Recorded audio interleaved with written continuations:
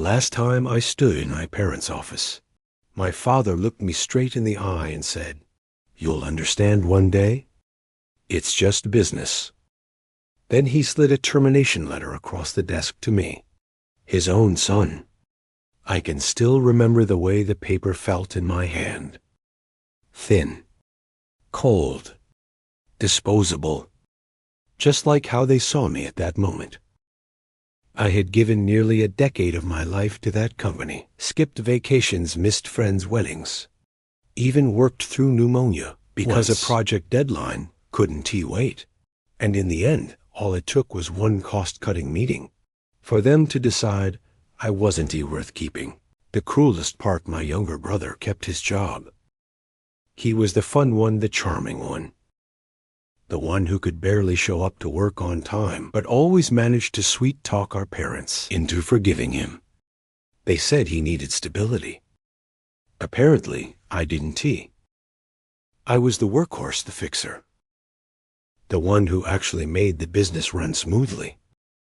But when it came time to make a tough decision, I was the one they cut loose. Walking out of that building felt like walking away from my entire future. I had built everything around that business. My resume all tied to the company. My savings barely enough to last a few months because I distrusted my parents when they said, "You don't need to worry one day. This will all be yours." I spent months trying to recover. Interviews were awkward because how do you explain to potential employers that your own parents fired you? Every time I tried to tell the story, it sounded like some bitter, unbelievable family drama. I took whatever odd jobs I could get, contract work, freelance gigs, even warehouse shifts just to survive. The bitterness grew inside me like a tumor. But eventually, I moved on.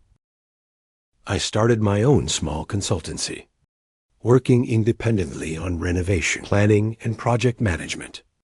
It was tough at first, but slowly I built a client base. People respected my work ethic, my honesty, and the fact that I didn't cut corners.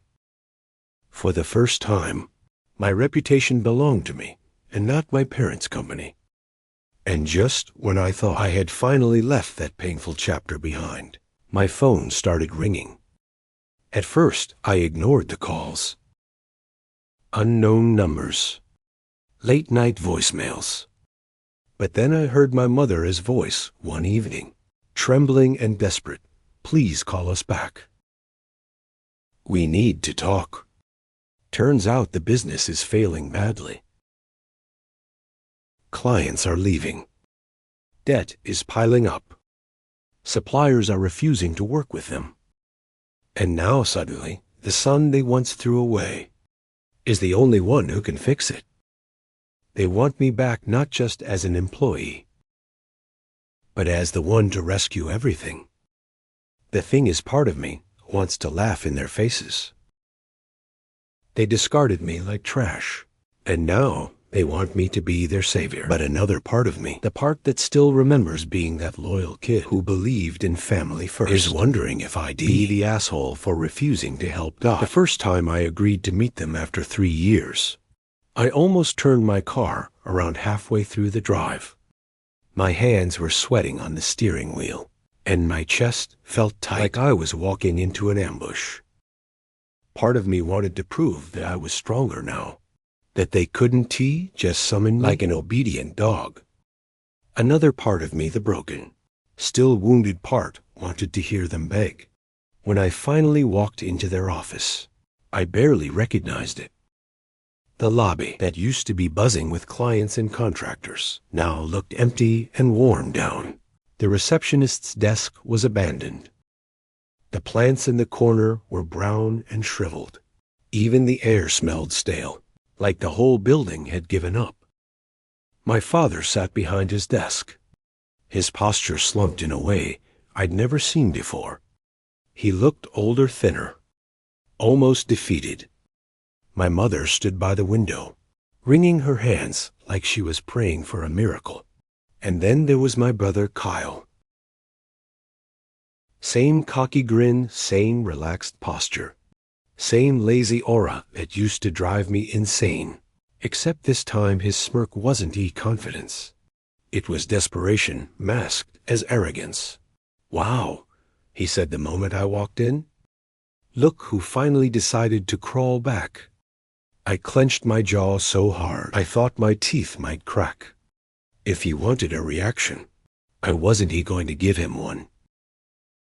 Instead, I turned to my parents. "So what is this about?"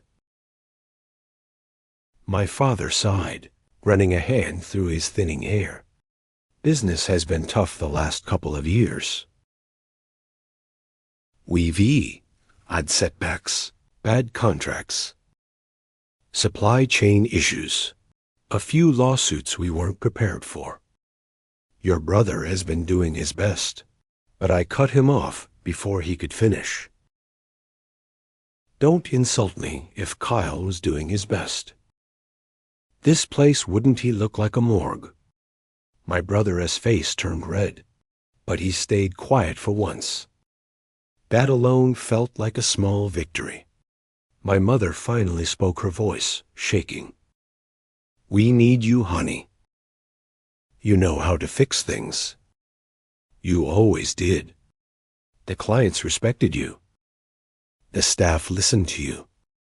Without you, we don't know how much longer we can keep the doors open." For a moment, I just stood there, letting their words hang in the air. Years ago, I would have given anything to hear my parents say they needed me now. All I could think was how easily they had tossed me aside when it suited them, so let me get this straight. I said slowly, 3 years ago, I was expendable, disposable, not worth keeping. And now suddenly, I'm the golden child who is supposed to swoop in and save everything. My father leaned forward. "We made a mistake. I'll admit that we thought Kyle would step up. We thought you thought wrong." I snapped. "And now you want me to clean up your mess." The silence that followed was deafening. My mother looked like she might cry. My father's jaw tightened, his pride bleeding through even as he sat in ruins. Kyle muttered something under his breath, but I ignored him. For the first time in my life, I realized I had the upper hand. They needed me. And it wasn't just about saving their business. It was about saving their pride, their reputation, their entire legacy. And for once, I wasn't sure if I even wanted to help out. I leaned back in the chair across from them, letting the silence stretch until it became almost unbearable. My father hated silence. He was a man who liked control, who filled awkward pauses with lectures or orders. Watching him squirm in his own office was strangely satisfying.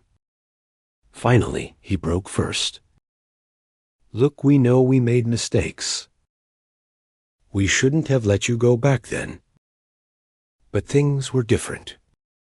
Times were tight, and we thought you thought wrong." I interrupted.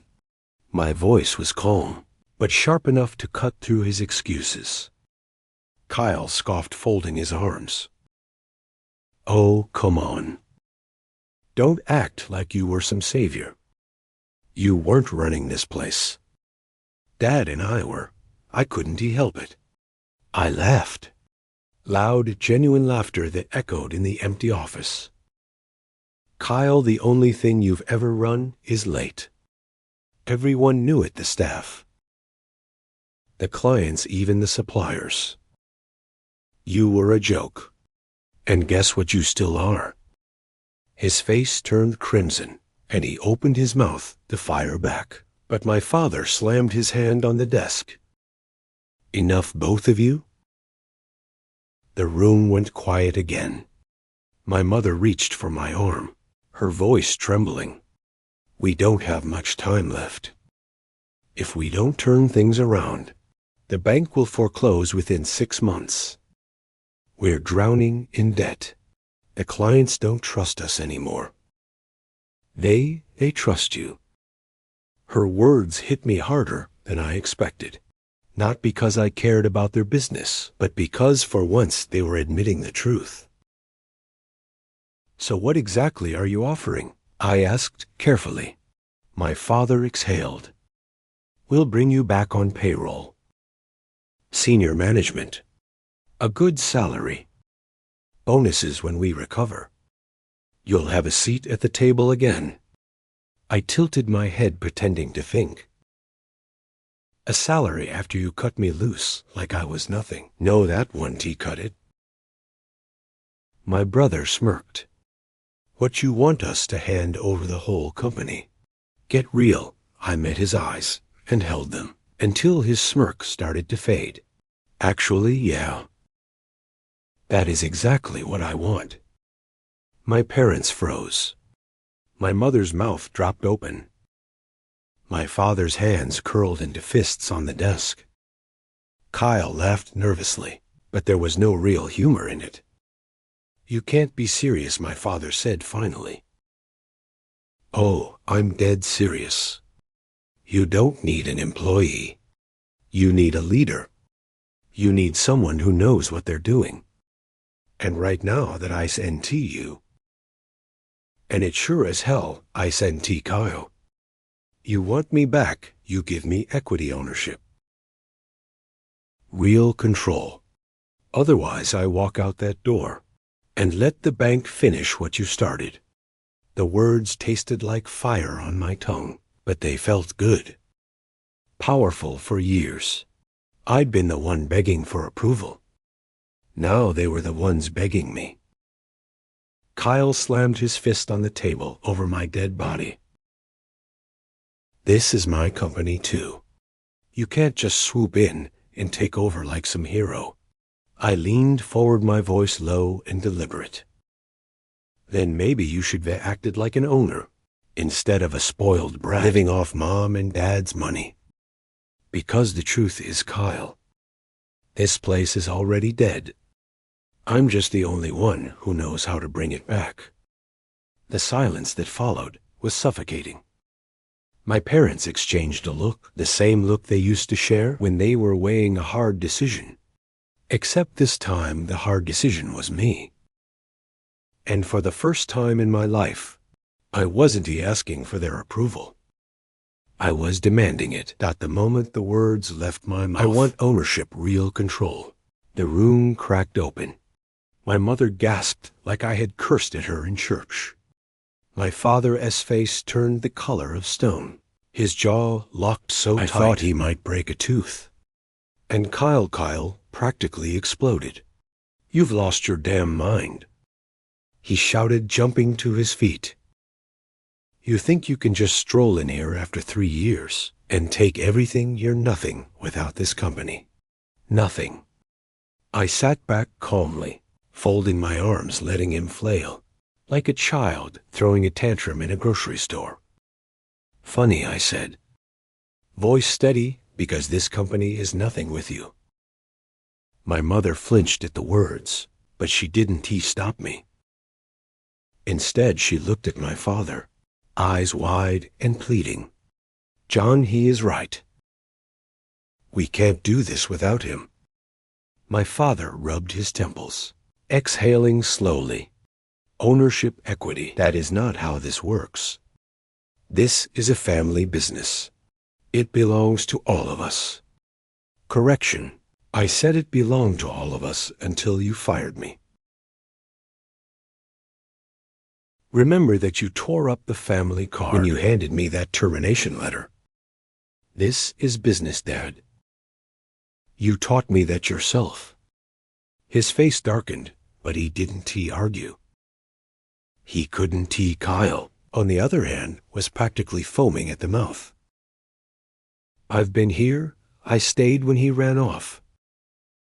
I've been keeping this place alive." "Alive," I snorted. "Kyle, look around. This building is a corpse. You're just the vulture picking at what's left." That did it. He lunged forward. Nephi's TS clenched, but my father barked his name. "Kyle, sit down." For a moment, I thought he might actually swing at me. His hands shook with rage, his nostrils flared, but when my father's voice thundered again, he froze and dropped back into his chair, still seething but contained. The silence after that was thick, tense, almost suffocating. My mother finally broke it, her voice soft but urgent. Maybe we should consider it. Give him a percentage. Enough to show we're serious. My father's head snapped toward her. Mary, are you insane? This is our company. Our life's work, we don't just hand it over. Her eyes filled with tears. And what good is it if it dies with us? We can't pay the bills, John. The creditors are circling. If we don't do something drastic, there won't be a company left to fight over. My father's shoulders slumped, but his pride still clung to him like armor. I want to give away what I built. I leaned forward, my tone measured, deliberate. Then don't think of it as giving away. Think of it as buying survival. You need me more than I need you. If you want me to step in, I get ownership, not a salary, not a seat at the table. Ownership. Period. Kyle slammed his fists against the desk. This is bullshit, T. You can't just come in and shut up. Kyle, my mother snapped. Her voice cracked like a whip, and for the first time in my life, she wasn't defending him. She was siding with me. The look on his face was priceless, stunned, betrayed, furious. I realized then that the balance of power had shifted. For years, I was the outcast, the expendable one. But now, I was the one making demands. Now they were the ones scrambling. And I wasn't sure yet just how far I was willing to push them. My father leaned back in his chair, his knuckles white as he gripped the armrests. He looked like a man trying to hold on to a crumbling wall with his bare hands. Let us be reasonable, he finally said. His tone calm but forced. Equity is a permanent decision. Ownership can't just be handed out. Because times are hard, we can make you an offer salary. Bonuses, even profit sharing when things turn around. That's fair, I shook my head slowly. No, Dad. Fair was 3 years ago when you could be kept me on. Fair was treating me like a son instead of dead weight. We're past fair. I'm not here for scraps. I'm here to lead or I walk. Kyle slammed his palm on the desk again. You don't deserve it. You abandoned us. I turned to him with a cold smile. Correction, you abandoned the business. The second you started treating it like your personal ATM. I was fired. Remember. His face flushed crimson, and for a second, I thought he might try to jump across the desk again. Instead, he leaned back and spat. You think you're so much smarter. Fine. Go ahead, take control. Let us see how long it lasts when you screw it all up. I leaned forward, my voice sharp. Funny you mentioned screwing up. Because I've already heard from 2 former clients. They told me exactly why they left. And guess whose name kept coming up? Yours, Kyle. Late deadlines. Mismanaged budgets. Ignoring emails for weeks. One of them even said you were posting TikToks while their kitchen remodel sat half-finished. The room went dead silent. My mother's face drained of color.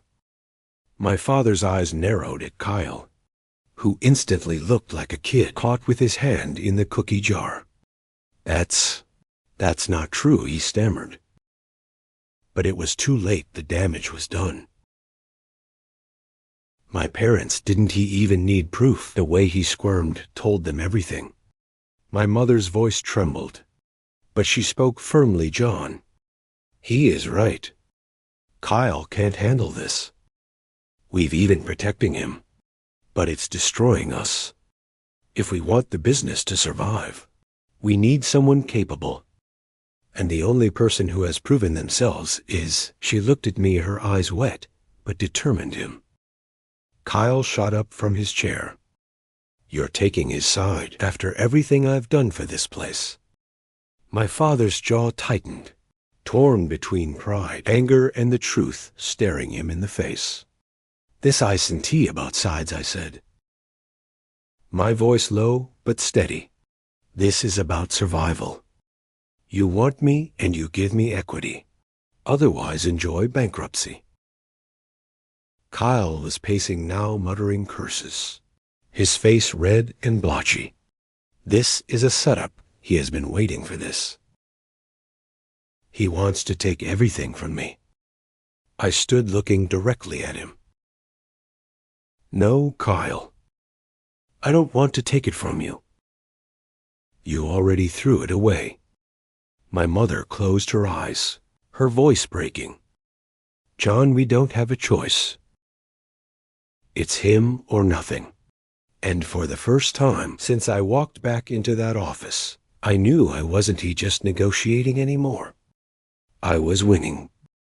My father stared at me for a long time, his eyes dark and unreadable. He had always been the one in control of the business, of the family, of every conversation. Seeing him hesitate now, caught between his pride and the harsh reality, was almost surreal. Finally he spoke, his voice low. If we were to consider this, what exactly are you asking for?"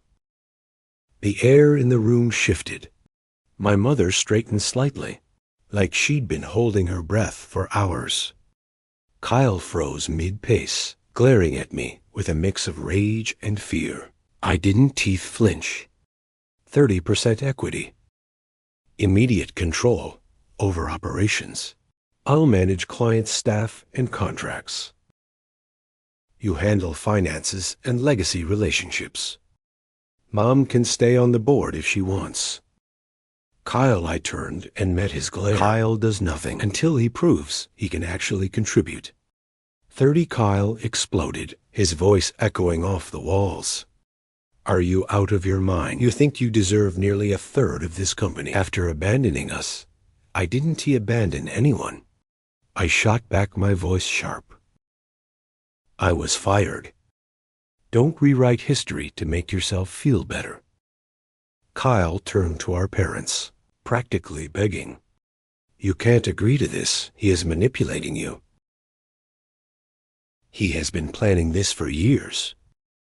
My father raised a hand, silencing him, but his expression was pained. 30%, that is a lot. I leaned forward. "So is bankruptcy. And last I checked, that's where you're heading. Consider this an investment in survival." My mother whispered, almost pleading. "John, please. He is right. We need him." Kyle's face twisted, and then he snapped. "This is bullshit. I'm not letting him steal what is mine." He lunged across the desk, grabbing a stack of contracts, and hurled them at me. Papers flew everywhere, fluttering to the ground like broken feathers. My mother gasped. My father shot to his feet, his voice thundering. "Kyle." Enough. The room went silent, except for my brother's heavy breathing. His chest heaved, his fists clenched at his sides, his eyes burning with hatred. I bent down calmly, picked up one of the contracts from the floor, and placed it neatly back on the desk. And I looked at him. "This is the difference between us. You throw tantrums. I fix problems. Which one of us do you think this business actually needs?" My father's face was red, partly from anger at Kyle, partly from the humiliation of watching his empire unravel like this. He sank back into his chair, staring at the mess of papers scattered across the floor. Finally, he said the words, I never thought I'd hear. We'll discuss equity. Not 30, but something. Kyle spun toward him horrified. Dad, you can't sit down. My father barked, slamming his fist on the desk. The sound echoed like a gavel. Kyle sank into his chair, shaking with rage. But he didn't speak. For the first time in my life, he was silenced not by me, but by our father. And as I sat there watching my parents finally acknowledge reality, I realized something. The power had shifted for good. They needed me more than I ever needed them. And the longer they resisted, the worse it would get. The next few days were a tense battlefield, disguised as negotiations. My parents invited me back to the office, claiming they wanted to discuss the future. I knew better. This was the moment where their pride, fear, and desperation collided, and I held all the cards. My father started first. He leaned back in his chair, arms crossed, a forced calm in his eyes. We can't give you 30%. That's too much. I'm willing to offer 15. 15, and you can manage operations, but the ownership stays limited. You'll have influence, but not control. I raised an eyebrow, sipping my coffee slowly. 15%, as cute, Dad. Cute but pathetic. I didn't come back to play a minor role. I came back to save this business. 15% doesn't save anything. 15% just puts me in chains while watching it collapse around me. My mother spoke up, her voice soft but firm. John, maybe he is right. 15%, it's not enough to make decisions effectively. We need someone who can act without constantly checking with us. He asked the only one with the knowledge and respect for clients and staff. My father asked, jaw tightened, his hands twitching on the desk. Mary, we can't just. Yes, we can. I cut in. You already proved you can make bad decisions. Let me handle this. Give me 30%. Or I walk and let the bank finish what you started. No negotiations. No bargaining. Either I have the tools to save this company, or I don't waste my time. Kyle had been slouched in his chair, muttering and fuming, but now he slammed his hands down, standing up like a storm about to erupt. You can't just strong-arm them. You're using their fear to manipulate them. This isn't how family works. I laughed low and cold. Family. Didn't he save me when I needed them? You're still pretending you earned this news flash. You didn't, he. You nearly destroyed it. His face turned red, veins visible on his forehead. He pulled a folder from the desk, contracts, client emails, invoices, and waved it like a weapon. I can prove I've been working. I can show you the numbers. You think you're the only competent one. I've been keeping things running while you've been gone. I calmly leaned over, picking up one of the sheets and scanned it. Then I looked at him exactly. And this is why the company is failing. Missed deadlines, mismanaged budgets, unpaid invoices. Nice try, Kyle. But the proof is in the destruction. My mother's eyes glistened. See, this is why he is right. Kyle can't handle it. The staff are frustrated. The clients are leaving. We need John in control before it's too late. Kyle let out a frustrated scream and stormed out, slamming the door behind him. I could hear him muttering threats, plotting some sort of revenge. But for the first time, it didn't matter. His tantrums had done the exact opposite of what he intended. They cemented my position. My father sank into his chair, exhausted and defeated. He finally looked at me and nodded. 30%. You run operations your way. You save this company. But if you fail, I cut him off. I want to fail. But if I don't have control, I guarantee it will collapse anyway. My mother reached out and took my hand, squeezing it lightly. We're counting on you, not just the business. All of us, and in that moment, I realized something profound. I wasn't just stepping back into a company. I was stepping into power, into respect I'd never been given before, and into a chance to rewrite history, not just for the business, but for the family that had discarded me. Walking back into the office the next morning felt surreal. The moment I stepped through those glass doors, it was like the building itself recognized the shift in power. Employees who had once ignored Kyle or tiptoed around him now looked at me with something different: respect, curiosity, and maybe even a little hope. I didn't waste time. I called a staff meeting, and for the first time, I spoke as a leader, not a subordinate, not the overlooked son. I laid out my plan: audit every project, restructure the schedules, reestablish client communications, and most importantly, implement accountability. Every employee knew exactly what was expected of them, and for the first time, there was clarity. Kyle, of course, didn't take it well. He barged into the meeting room halfway through my presentation, his face red with anger. "You can't do this. This is my company too. I've been here longer than you, and I deserve to run things my way." I didn't flinch. I looked him in the eyes and calmly said, "You've been here, Kyle, but you've been running it into the ground. I'm not interested in arguing.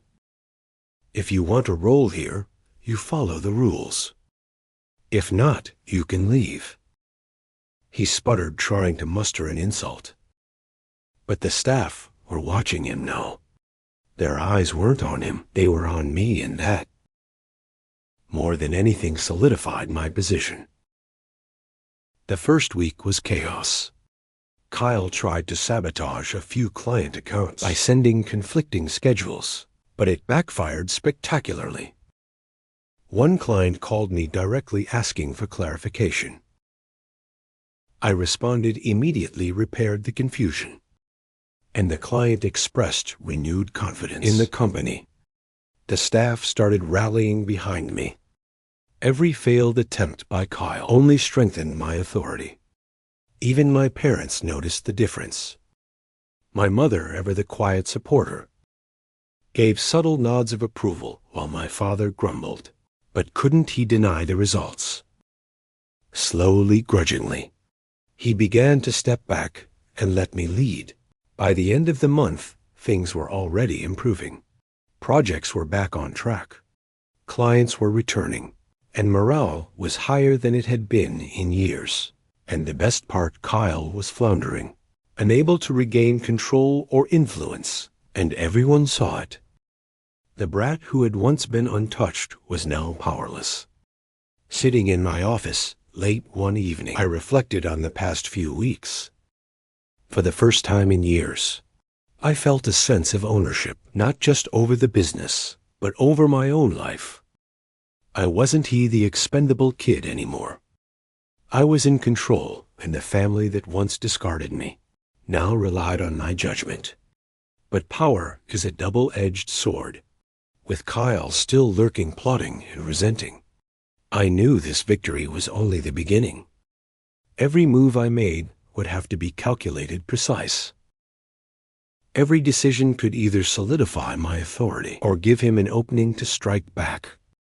And for the first time, I understood what it truly meant to lead, not just in business, but in life. It happened faster than I could have imagined.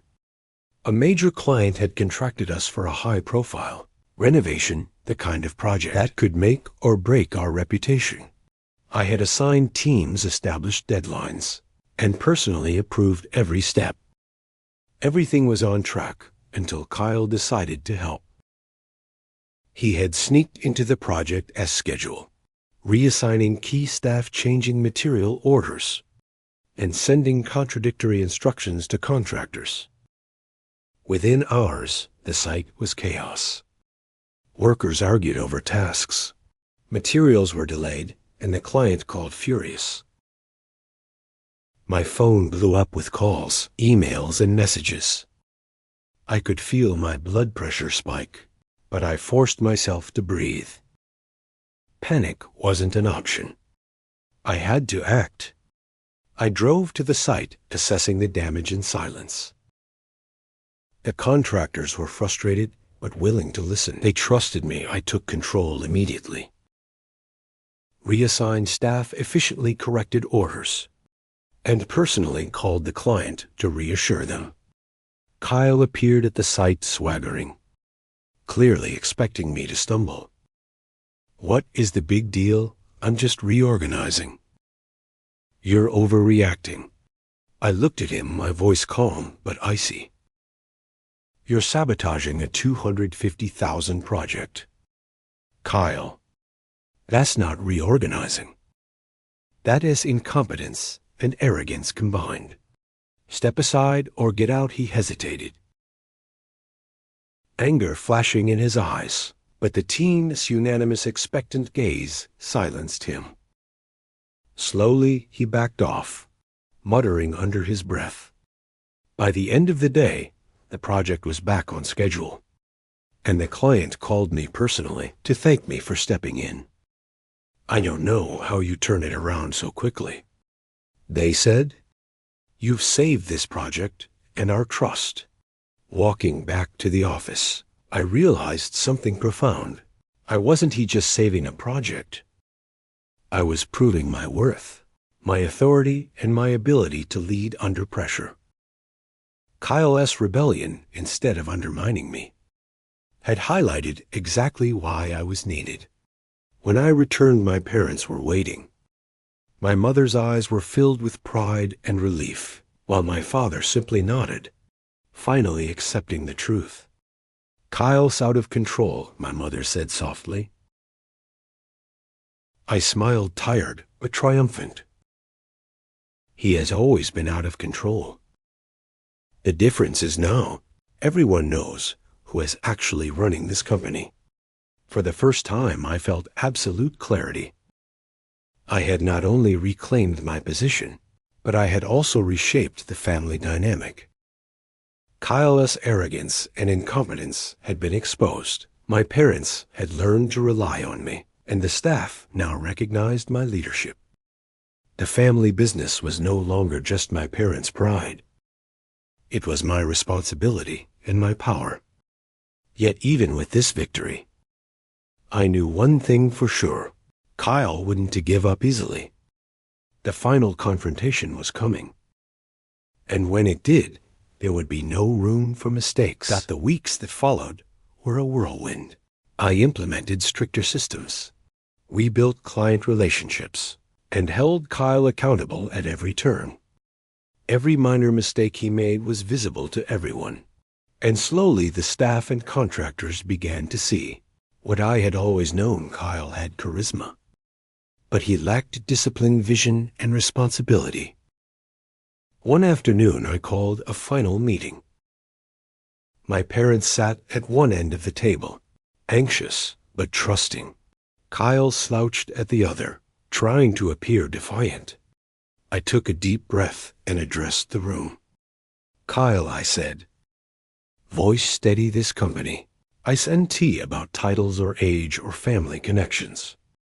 It's about competence. Leadership, I send tea inherit. It's earned. And right now you've proven neither." He opened his mouth to protest, but my father raised a hand. "He is right, Kyle.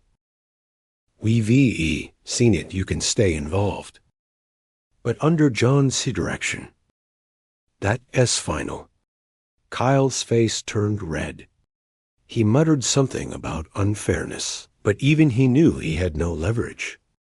The reality was undeniable. The business was stabilizing because I had taken control, and everyone could see it. My mother, tears in her eyes, reached out and squeezed my hand. "Thank you," she whispered, "for everything, for saving this place, for leading us. We were proud of you." I felt a lump in my throat.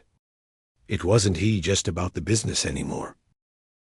It was about trust, respect, and finally being seen as more than just the expendable son. Kyle left the office that day muttering, but the staff had already moved on. They came to me with questions, ideas, and solutions.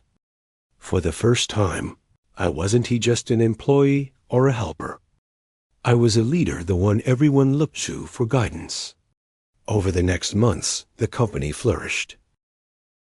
Projects were completed on time. Clients returned, and morale was higher than ever. Kyle tried to interfere occasionally, but each attempt backfired, reinforcing his own inadequacy. I didn't have to humiliate him. The truth was evident to all. One evening as I walked through the office, now buzzing with activity, I realized how far we had come. The family business that once seemed destined for collapse was thriving again, not because of my parents' name, but because of my leadership. And for the first time in years, I felt a sense of peace. I had taken back what was rightfully mine, proven my worth, and reshaped the family dynamic without breaking it entirely.